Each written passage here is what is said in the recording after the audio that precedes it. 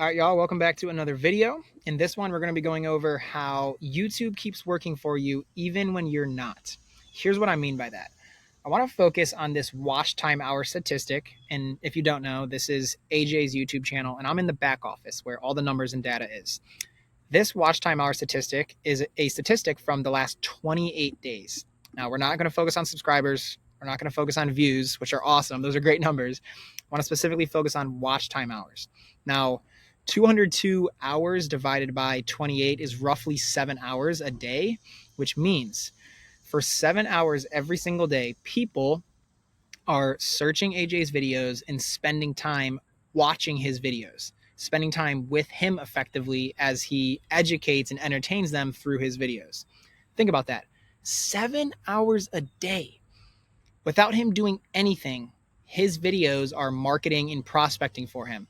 And I'll show you how this actually works. I'm going to go down to his top content in this period, meaning the last 28 days.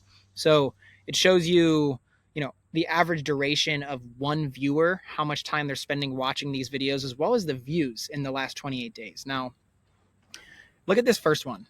March 10th, 2025 is when this video was posted, the ultimate 48-hour itinerary, things to do in Fort Lauderdale.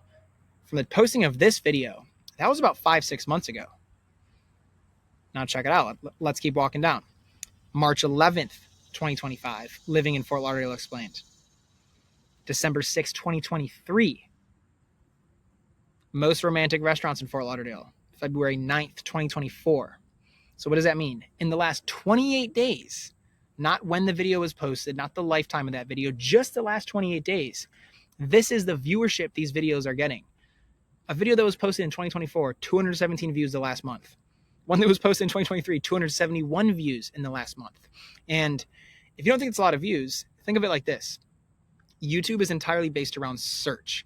So these videos are no longer popping up on people's algorithms like TikTok when you're scrolling and you might just happen to see a video and watch it. These are videos people are searching for because that information is information they need.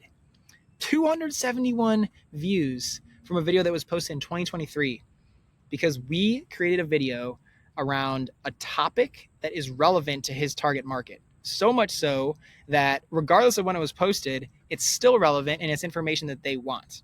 Now, let's bring this full circle. However you decide to market your business, let's take cold calling, for example. Have you, or when was the last time you spent 7 hours cold calling in a day? Do you? Do you just call for 90 minutes? Do you call for 45 minutes? Do you call for 2 hours? However long you're cold calling for, you probably can assume how much of a grind it is to market or cold call for 7 hours a day for 28 days. That's a lot of marketing. However, if you were to spend 7 hours cold calling every single day, I'm sure you could imagine the results you would get from it. You would start to build a contact list, you can follow up with them, you can nurture those leads, and eventually they'll convert.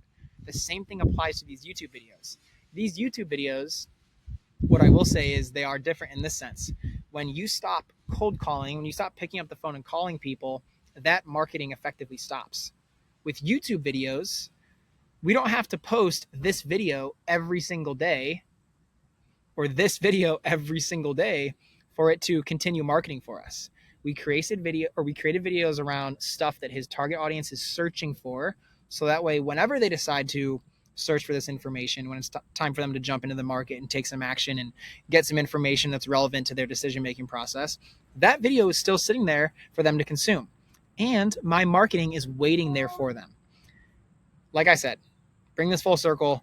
Eventually, whatever marketing facet you decide to choose, if you are consistent, you spend a lot of time doing it, over time it will convert. The same thing applies to these YouTube videos.